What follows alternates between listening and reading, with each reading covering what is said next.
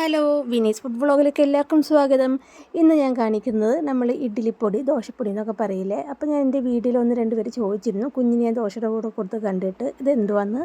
അപ്പം ദോശപ്പൊടിയാണ്. അപ്പോൾ ഞങ്ങളുടെ വീട്ടിൽ തന്നെ ചെയ്യുന്നതാണ്. ഞങ്ങൾ കടയിൽ നിന്നൊന്നും ഇഡ്ഡലിപ്പൊടിയൊന്നും വാങ്ങാറില്ല. അപ്പോൾ ഞാൻ ചെയ്യുന്ന രീതിയാണ് കാണിക്കുന്നത്.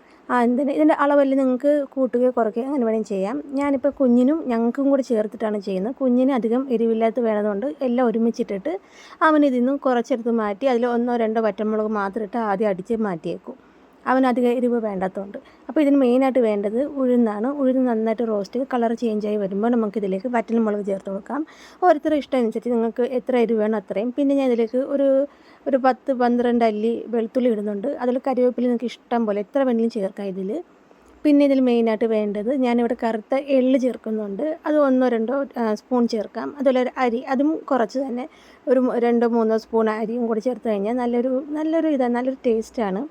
പിന്നെ ഇതിൽ മെയിനായിട്ട് വേണ്ടത് കായപ്പൊടിയാണ്. പിന്നെ അവസാനം നമ്മൾ ഇതെല്ലാം നന്നായിട്ട് റോസ്റ്റ് ചെയ്തിട്ട് അവസാനം കായപ്പൊടി ഉപ്പും കൂടെ ഇട്ടൊന്ന് റോസ്റ്റ് ചെയ്തെടുക്കാം. അപ്പോൾ ഞാൻ ചേർക്കുന്നത് ഇത്രയേ ഉള്ളൂ. അപ്പോൾ ദാണ്ട് മിക്സിയിലിട്ട് അടിച്ച് നമുക്ക് എങ്ങനെ വേണേലും നല്ല നൈസ് പൗഡർ വേണമെങ്കിൽ അങ്ങനെ ചെയ്യാം, കുറച്ച് തരിതരിയായിട്ട് വേണമെങ്കിൽ അങ്ങനെ ചെയ്യാം. അപ്പോൾ കുഞ്ഞിനുള്ളത് ആദ്യമേ ചെയ്ത് മാറ്റിയിട്ടുണ്ട്. ഇത് നമുക്കുള്ള എരിവിനനുസരിച്ചുള്ളതാണ്. നിങ്ങൾക്ക് ഇതിൻ്റെ എരിവ് കൂട്ടുകയോ കുറയ്ക്കുകയോ, അതുപോലെ ഉപ്പ് എന്ന് പറയുമ്പോൾ ഒരു പൊടിക്ക് മുന്നിൽ നിൽക്കുന്ന രീതിയിലിട്ട് വേണം ചെയ്യാനായിട്ട്. ഇത്രയേ ഉള്ളൂ. Thank you.